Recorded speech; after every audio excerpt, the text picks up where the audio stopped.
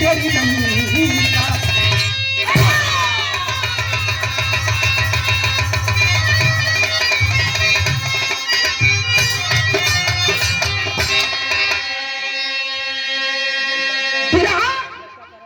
पहलवानी आप लोगों ने सुन ली, बहुत अच्छी कहानी रहल, बहुत सुंदर भाव रहल। लेकिन एक कहानी जोन बा यहाँ जे भी बैठा रहा भगवान सबके घर में बिटिया बहन देले हुए।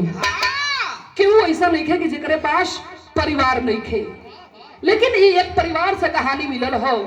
विराम एक लाइन कवाली बा, कौन कवाली बा?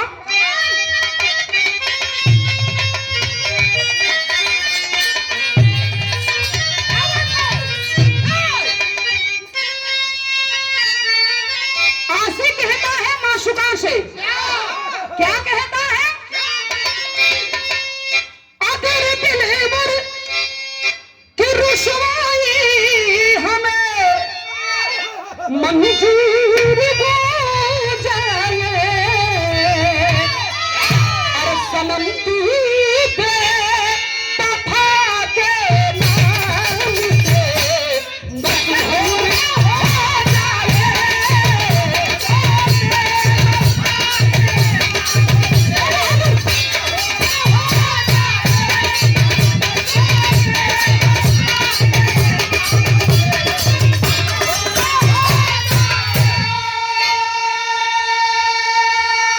लेकिन वीर के कहल गई, जवान के कहल गई। बार ये धरती कवि के कलम, कवि जी अपने कलम से विरह में बारूद भरले हुए जवानी के कहल गई, वीर के कहल गई। कहना बा कैसे? अरे जवानी है वही चलगी, अरे समय पर चट्टान हो जाए, लगा दे याद पानी में डूबा हो जाए।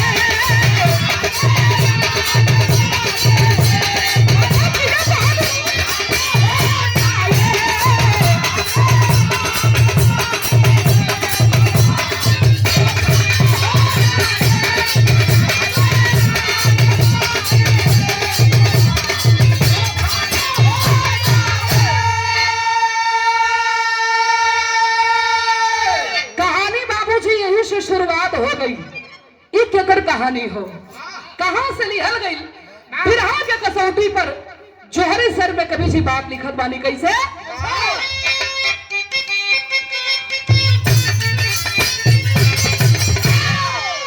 यह देश सभी से होता, जिसका है हम खाना दे,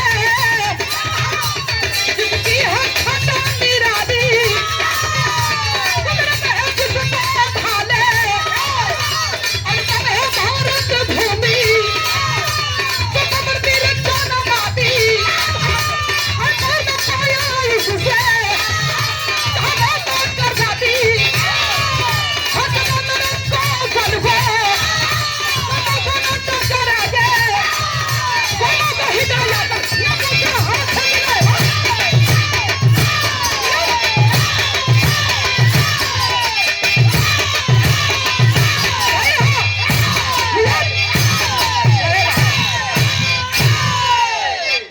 बात के आप लोगों ने समझ ली? ए भैया, यहाँ से भी बैठा रहो, अमृत शहर जलिया वाले बाग के कहानी लमसम सब कोई सुन ले भाई, लेकिन गौर करेंगे वही जलिया वाले बाग में जैसे आप लोगों ने बैठ के बिरहा के सुना था नहीं, यही तरह लोगों के भीड़ लगल है। लोग बैठ के मीटिंग में जवानन के क्रांतिकारी नौजवानन के बात के सुनत हुअन और बात से सहमत होत हुअन। लेकिन लंदन के रहने वाला जनरल डायर और लॉर्ड कैनरी अंग्रेज को पता जब चला है कि अंग्रेज के खिलाफ साजिश रखी जा रही है, जवानों के अंदर जोश भरल जात बा, ऐलान करवा दिया जनरल डायर अंग्रेज, नहीं हिंदुस्तानियों की मनमानी नहीं चलेगी।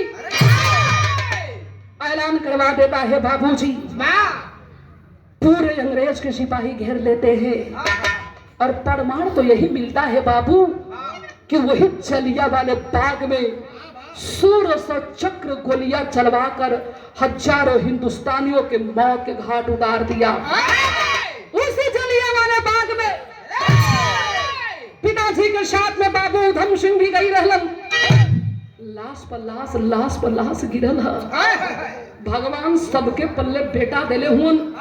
एक बेटा के सामने ओकरे बाप के लाश छटपटात हो, प्राण निकला तो और बाप के जुबान से यह निकलत हो कि हाय लाल हाय लाल। वो बेटा के करेजा पर का बीती हो भैया। उधम सिंह कि पिताजी उसी जलिया वाले बाग में तड़प तड़प के अपना दम तोड़ दिए। उधम सिंह सोच गए कि नहीं आज से एक हमारा अलग जीवन रहेगा, जिएंगे हिंदुस्तान के खातिर, मरेंगे हिंदुस्तान के खातिर। मारे बदल जनरल डायर अंग्रेज के ऐलान कर देलन। एगो जवान भागत आइल कलश किया भैया के मारे बदे ऐलान कैले हुआ। जनरल डायर के वो तो लंदन भाग गई। अरे बाप रे बाप, बाबू उधम सिंह पागल हो गई। 7 समुंदर पार करके आज जब लंदन में गई हुआ तब हेल का बिरहा में कलन गीत बा मास्टर।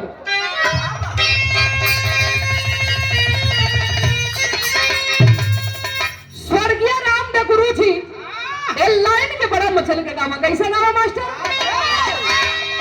अरे हाय झोलनी पवड़ानी, अरे हाय झोलनी पवड़ानी जहाजिया मांगा दाम। अरे हमारा पयुजी गुरु जई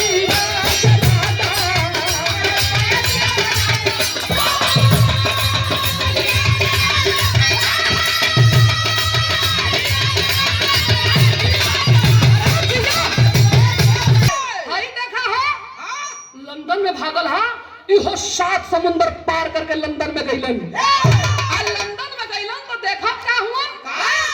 किर्किस्टन हॉल में अंग्रेज के सभा रखल गई बा, स्वागत समारोह रखल गई बा।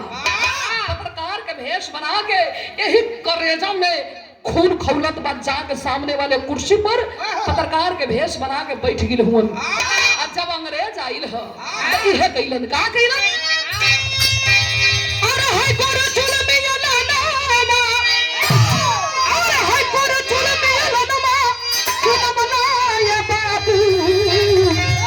अरे कदर पतिया लल जमल लसिए बाबू।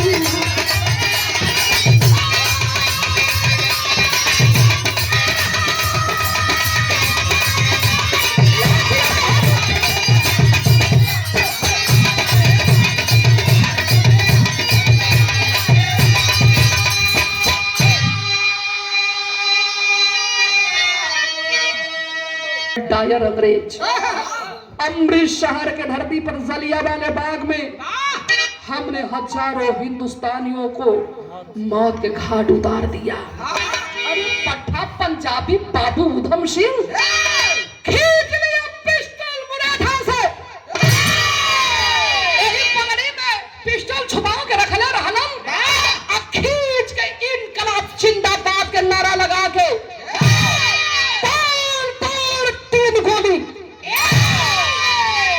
अंग्रेज के मरलन हो पंचो। चारों तरफ से अंग्रेज घेर लिए। अंग्रेज घेर के बाबू उधम सिंह के वही लंदन में पेंडा बेला जेल में ले जाके फांसी की सजा दे दिए। बात पेपर में छप गई। हिंदुस्तान के धरती पर हाहाकार मचल है। उधम सिंह के दोस्त दिलबाग सिंह जे एक दांत के रोटी खाए एक संगे रहे। बाबू मर गिलन बचपने में, माई मर गई बचपने में। एगो बहनिया बा अपने हाथ से पोष पाल के सयान कैले बाड़न। एक हाथ में पानी ले ले बिया, एक हाथ में पेपर दौड़ल बिया घरे से। भैया ए भैया भैया, अरे हई पेपर में का लिखल बा हो। भैया उधम सिंह तबले पेपर दिलबाग सिंह हाथवा से बहनिया के झपट के छीन लेलन। का पढ़त ही रे दे हम पढ़ी। पेपर के खोल के जब पढ़लन तो लिखा रहल कि उधम सिंह के लंदन में फांसी की सजा दे दी गई। अरे बाप रे बाप, वही पेपर के सीने से लगा के और दिलबाग सिंह फुट फुट के रोवे लगलन कि का हो भैया, हमनी के एक संगे घूमनी जा, एक संगे पढ़नी जा, एक संगे खैनी जा, कुल बात बतावत रहला भैया भैया। लेकिन लंदन गईला तो एको बार ना कहला हमसे, अकेले जाके मौत के गले लगा देला। लेकिन एक बार भी हमरे विषय में ना सोचला हो भैया। गौर करेंगे बाबूजी, रोवत हुअन लेकिन दिलबाग सिंह गुस्सा में लाल हो गए। भैया उधम सिंह, दोस्ती की कसम खा के कह रहा हूं, जब लौट के मेरे अंग्रेज के मारब ना, जान के रोटी हम नहीं खाएंगे। लॉर्ड कैनरी अंग्रेज कौन था? कौन? जो जनरल डायर अंग्रेज के साथ में आई रहल, यही आपके बगल में इलाहाबाद में बदली करा के रहत रहल। भैया रोवत हुन और रो के कैलन का फिर हम एक गीत बा। अर्जुन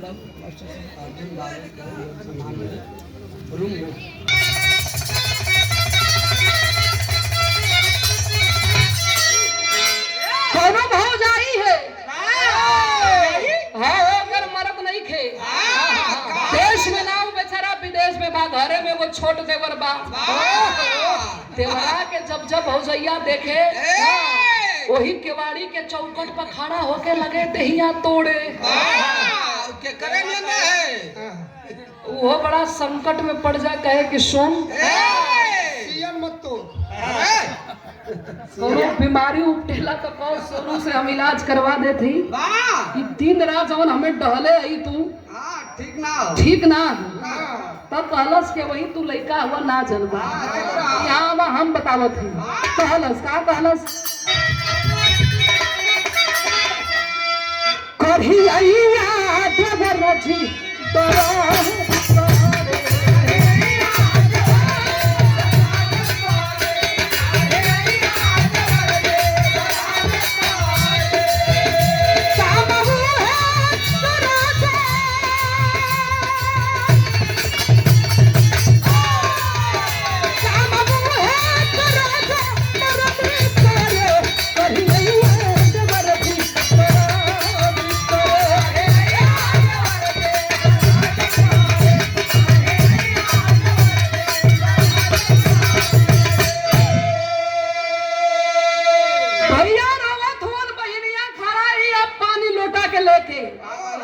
मुहवा सुखा था भैया के, पनी पनिया दो ही घोट पी लेता हो। लेकिन रोवत हुआ दिलबाग सिंह आई है कहा थुअन का, अरे आधा गुलस सन में पपिया लगाई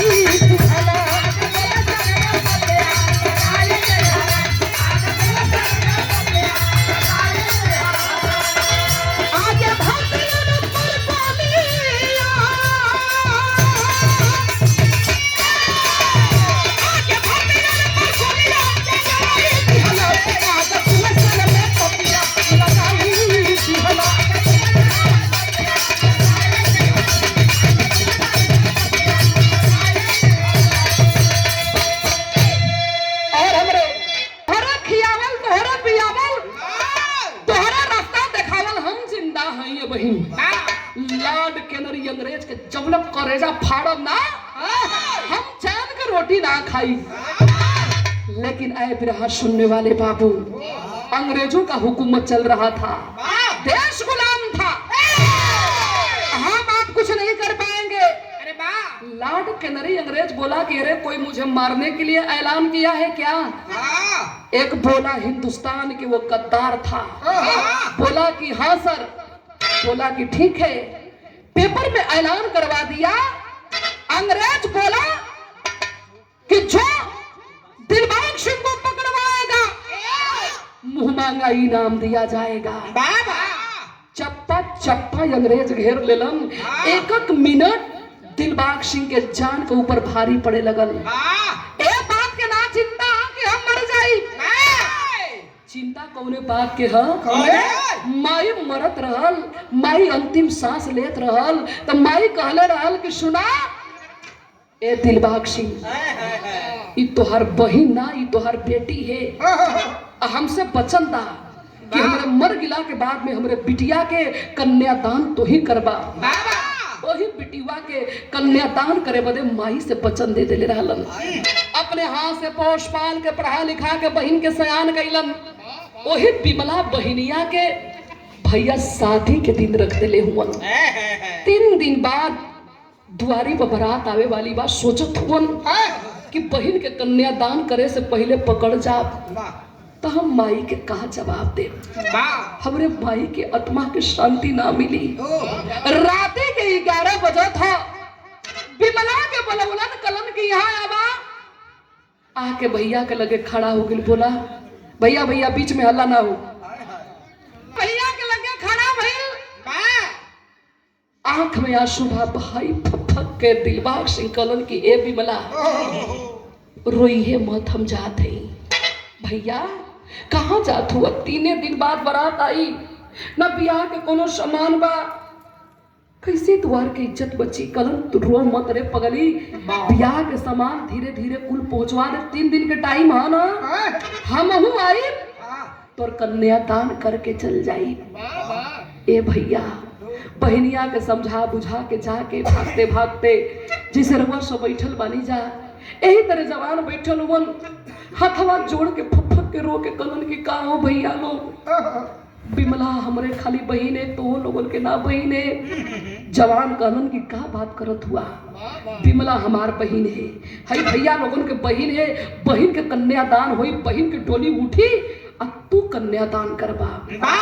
जवान बतिया के आपस में दिलबाग सिंह के कुछ खिया पिया के सुतवलन के तनी आराम कला। कई दिन से सुतल ना हुआ तो आज चेहरा बतावत था। चिंता मत करा, लेकिन कौर करेंगे बाबूजी। सब जवान धीरे धीरे खा पी के सुतल बड़न। वही जवानन में से एक जवान निकल पड़ा, भागते भागते गया कहाँ? लार्ड केनरी अंग्रेज के बंगले पर। जाकर अंग्रेज के बंगले पर बोला, अरे साहब आप दिलबाग सिंह को पकड़ना चाहते हैं तो मेरा क्या फायदा है? निकाल के रुपया के बंडल फेंक दिया। बोला कि सुन, अगर मेरा काम हो जाएगा तो तुझे इतना पैसा देंगे, इतना पैसा देंगे कि जिंदगी भर खाते रह जाओगे, पैसा कम नहीं पड़ेगा। चंद रुपया पर अपना ईमान बेच दिया, कर दिया हिंदुस्तान के साथ में गद्दारी। आके अंग्रेज चारों तरफ से घेर लेते हैं और अंग्रेज ऐलान कर दिया, हवा में फायरिंग शुरू कर दिया। बोला कि इसमें से दिलबाग सिंह कौन है, अपने आप के हमारे हवाले कर दे, ना तो इसमें से कोई भी नहीं बच पाएगा। दिलबाग सिंह हाथ ऊपर कर लिए कि सुन, तेरा दुश्मनी मुझसे है ना, तू मुझे मारना चाहता है, लेकिन मेरे भाइयों के ऊपर एक भी गोली मत चलाना। सामने जब दिलबाग सिंह गईलन, हाथ में हथकड़ी पांव में बेड़ी डाल के पकड़ के यही पबरी खींचत घिसेरा ठिठिरत जब जेल में ले जाके बंद कैला से अंग्रेज, तब दिलबाग सिंह यही करेजा पर हाथ रख के कलन की बिमला माफ कर दिए हमके, माफ कर दिए रे बहन। ना हम तोरे ब्याह में शामिल हो पाई, ना तोरे विदाई में, ना तोरे कन्यादान अब कर पाई। जीव ना मानल। अंग्रेज के बुला के कहते हैं कि साहब तेरे पास भी कलेजा है, तेरे भी सीने में दिल है। एक लौती टोरी हमारे बहन भी कल होकर बारात आई, हम अपने बहन के कन्यादान करके अपने आप के तोरे हवाले कर दे, लेकिन मुझे एक रात के लिए छोड़ दिया जाए। अंग्रेज नहीं माना, उठाया घोड़ा के कोड़ा, तड़ताड़ तड़ताड़ लगल मारे। जेल में भैया बेहोश पड़न हुन। घरवा बहनिया दिन गिनत बिया। आज 2 दिन बीत गई, आजे के रतिया बीती, कल हमा बारात आ जाई। न कोनो सामान बा, न कोनो इंतजाम बा, न कोनो व्यवस्था बा। हे प्रभु, हम कौन गलती कैले रहनी? कौन ऐसा गलती कैले कि बचपने में हमसे हमारे बाबू माई छीन लेला। एगो भाई रहलन, उन्हों के पता नहीं के चलत भइल का। भाव मास्टर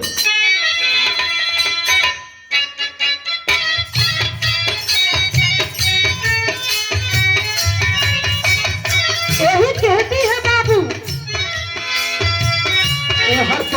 नदी महला के रहली सदैया बाबू रहली सदैया हो सजल बात मारा बाबू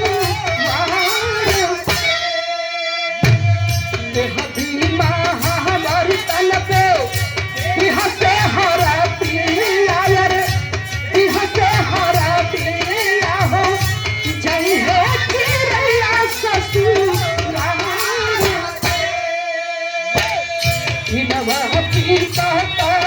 आई है पराती रे आई है पराती हो भैया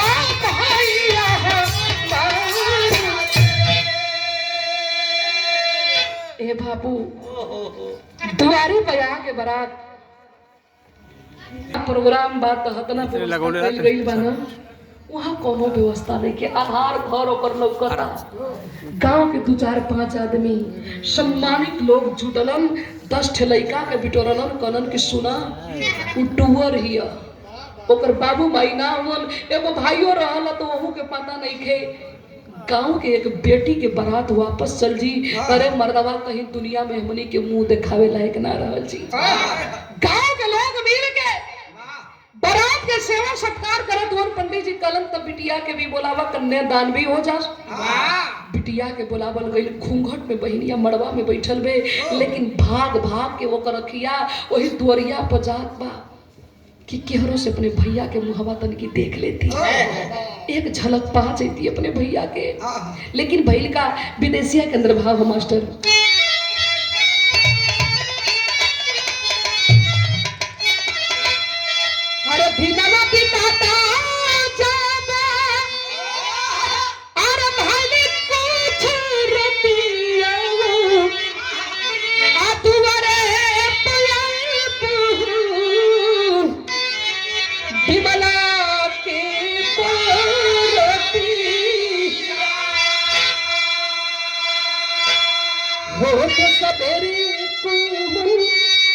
भैया मुर्दी दाई करिए आज बहन भी मनाए बने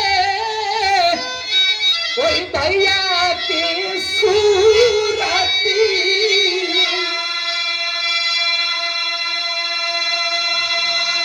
ए बाबू गजब हो गई हो भैया मड़वा में बियाह बैठल हम पापी अंग्रेज अतना तड़पा तड़पा के मरलन कि भैया तड़प तड़प के दम हुई जेले में तोड़ देलन फटही चादर में लसिया लपेट के अगरवा में बिया बैठल ह दुअरिया पर लसिया अंग्रेजवा रख के भाग चलल गौवा के लोग हाय हाय कइले बा ए भैया पहले का होई डोली उठी कि ओकरे भाई की अर्थी उठी कुछ लोग कहला अरे मर्दवा चुप रहा बियावा हो जाएगा लड़किया के विदाई कर द बाद में उसे बता जाई लेकिन लोगन के खलबली से विमला के आभास हो गई कि हमार भैया आइल है लेकिन शर्म के मारे ना आवत हम बड़ा वादा कैले रहलन कि तोरे बियाह में बड़ा धूमधाम से तो के गुड़िया जैसन अपने हाथ से सजाई कला से पंडित जी भैया हमार आइल हूँ हमार दिल कहत हमार भैया आइल हूँ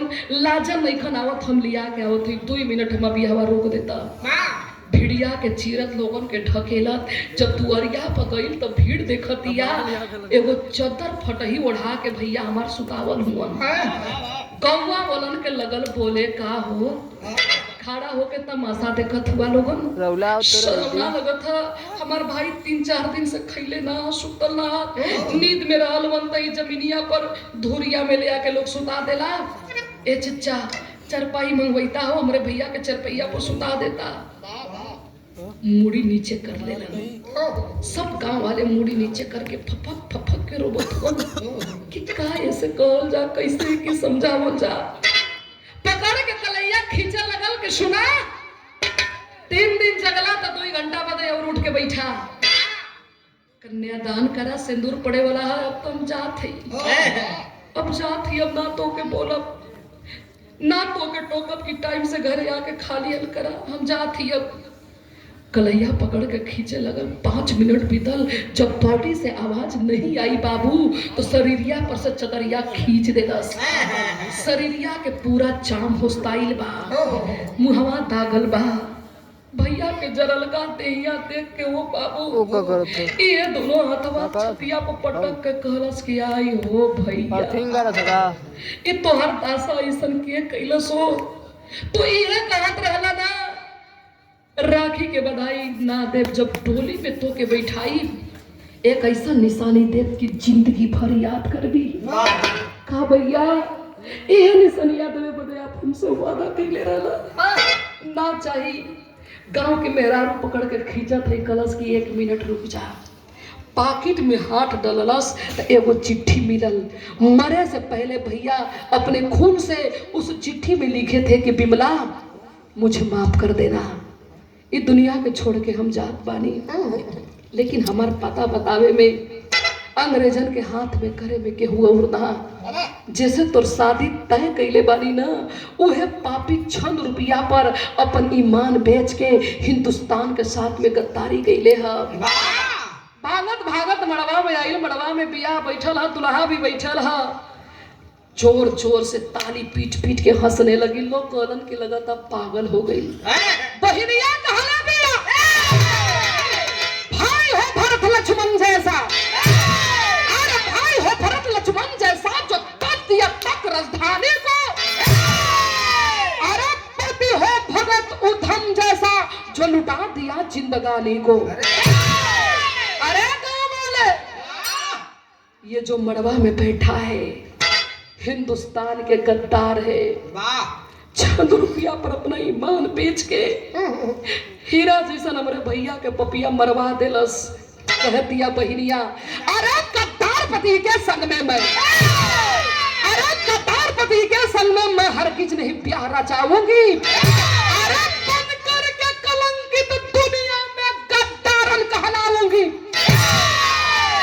खड़ा हो गया मड़वा के बीचों बीच दुल्हा, बोला रे पागल लड़की, जुबान पे लगाम रख के बात कर। भैया भैया भैया मर गया तेरा भाई, तेरा भाई साला भीख मंगा था, मुझे फूटी कौड़ी तक भी नहीं दिया। और अंग्रेज इतना पैसा दिए हैं कि जिंदगी भर तू खाते रह जाएगी, पैसा कम नहीं पड़ेगा। तबले उठा के चुनरी के, जवन चुनरी ससुरा का शोभा रहे पढ़ला से यही माथे पर पगड़ी। कहती है कि सुन, ये तेरा फैसला था तो एक मेरा भी फैसला है।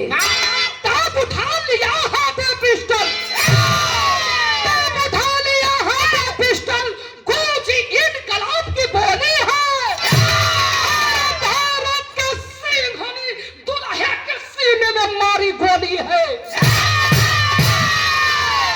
कहती है कि सुन, एक तेरा फैसला था तो ये मेरा फैसला है। उठा के कटार लेके घूमे लगल, पकड़ के गर्दन कटलस, पागल बन गई बिया। मालूम पड़ा था कि धरती पर चंडी उतर के चली आई नहीं। तो भाई का भाव है मास्टर,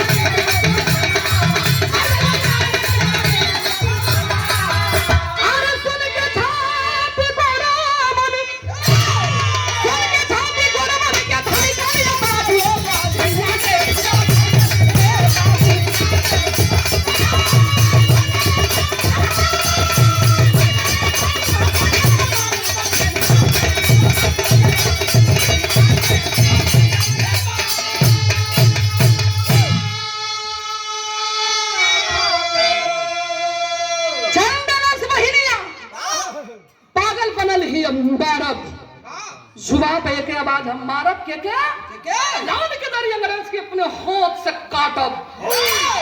जवान 10 गो कहलन कि सुना ए बहिन, आज लई तोर अकेले काम नहीं के, तोरे संगे 10 गो तोर भाई हुमन। लगल पता लगावे कि अंग्रेज मिली कहाँ। पता चलल कि इलाहाबाद में नए वाले बंगले पर अंग्रेज अपने जन्मदिन के धूमधाम से तैयारी करत हो। चल देती है विमला।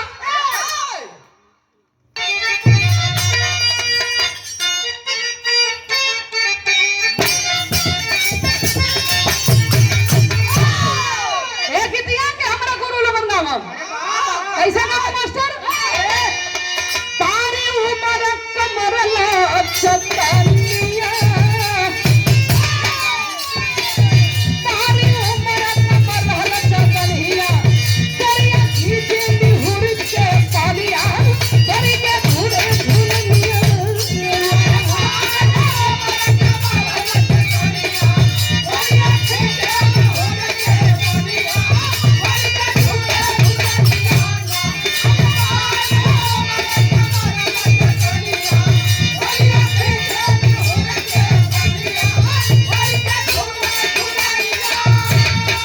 और ये लिहाना घेर से रतन लागल, के एरिया हो तो बलिया,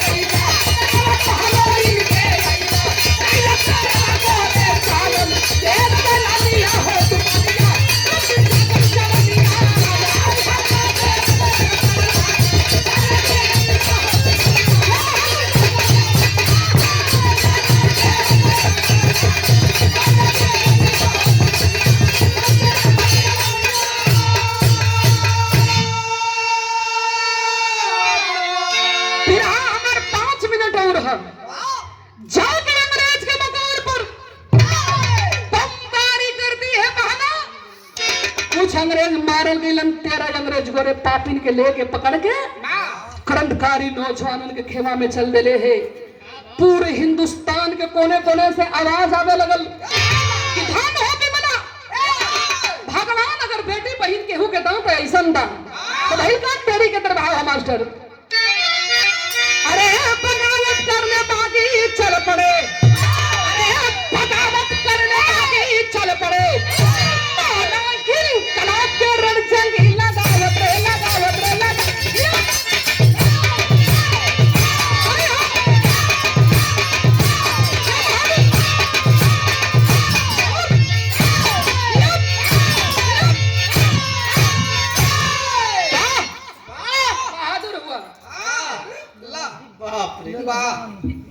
ये हमारे और से लेला बड़ा मेहनत करत हुआ। गाना पी ली हो देखला 2-3 लड़का के बाप हुआ, उन लड़का के कतनी उमरिए है। देखा बा उतर चाचा बोलत हो और एक लाइन में खड़ा कर देलस। कहती है कि सुन, अरे अंग्रेज तू हमारे भाई के छीले ले, वो भाई ना हमार भगवान रहलन। लेकिन ये याद रहे ये धरती पर जब जब पाप बढ़ल है वो पाप के अंत जरूर भइल है, लेकिन तोरे अंत तो हमारे हाथ में लिखल है। विमला पहनिया कैलस का आल्हा के अंदर भाव है मास्टर बा।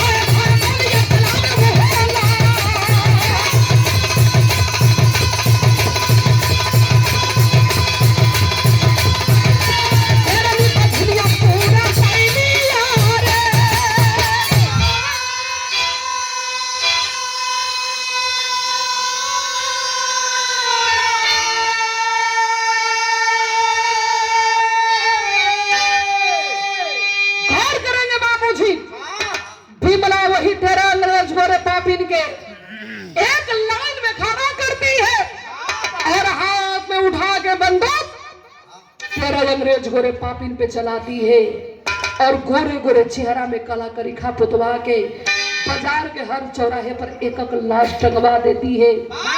लाश के ऊपर लिखा होती है